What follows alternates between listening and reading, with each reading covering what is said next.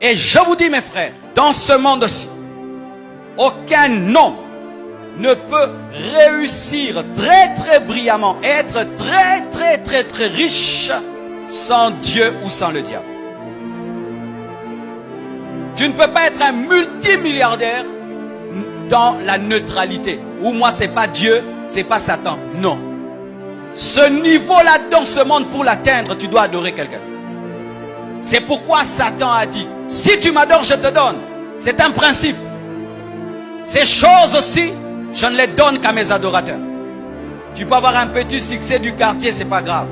Mais quand tu veux toucher le monde, soit tu adores le diable, soit tu adores Dieu. Quand tu entends quelqu'un, tu dis, toi tu es ceci, milliardaire et une influence planétaire. Tu crois en Jésus? Non. En Dieu? Non. Comment? Mon intelligence? Menteur. Impossible. Satan ne peut pas te permettre d'influencer le monde comme ça.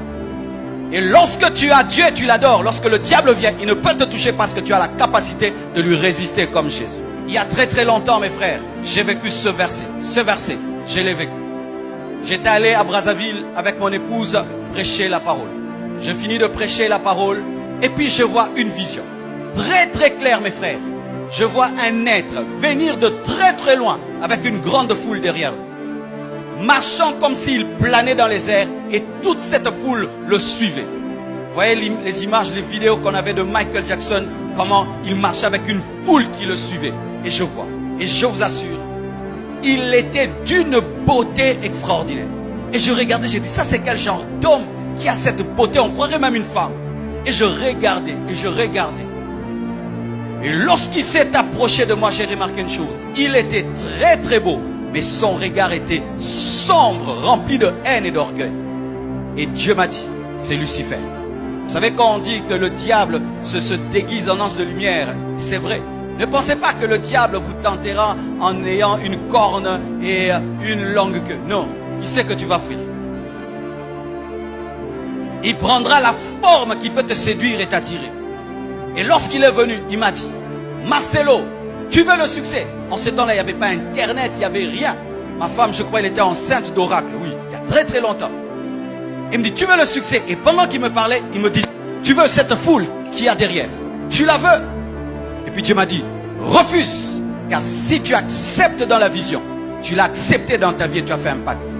Et je dis, je n'ai pas besoin de ton succès. Je n'ai pas besoin de ta foule. Frère, il y a des orgueilleux, mais Satan c'est le top. Il m'a toisé. Et il m'a regardé. Il a dit, tu es bête. Il s'est tourné, il est parti. Et lorsqu'il arrive un peu loin, il me regarde, il me dit, d'autres comme toi vont accepter ma proposition. Et toute la foule qui m'avait amené est partie avec lui. Frères et sœurs, ce sont des choses vraies. Ce que Jésus a vécu est réel.